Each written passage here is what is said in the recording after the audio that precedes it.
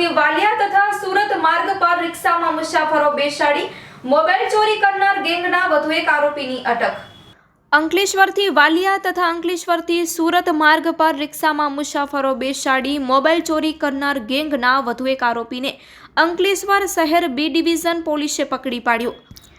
આ ગુનામાં અત્યાર સુધીમાં કુલ 4 આરોપીઓનો ટ્રાન્સફર વોરંટથી કબજો મેળવી તેમની પૂછપરછ કરવામાં આવી રહી છે। અંકલેશ્વરની હદમાંથી પસાર થતા રાહદારીઓને રિક્ષામાં બેસાડી તેમની પાસેથી મોબાઈલ સહિતના મુદ્દામાલની ચોરી કરતી ટોળકીનો વધુ એક સાગરીત ઝડપાયો છે। તેમની પૂછપરછમાં અંકલેશ્વર શહેર બી ડિવિઝન પોલીસ મથકના 2 ગુનાનો ભેદ ઉકેલાયો હતો।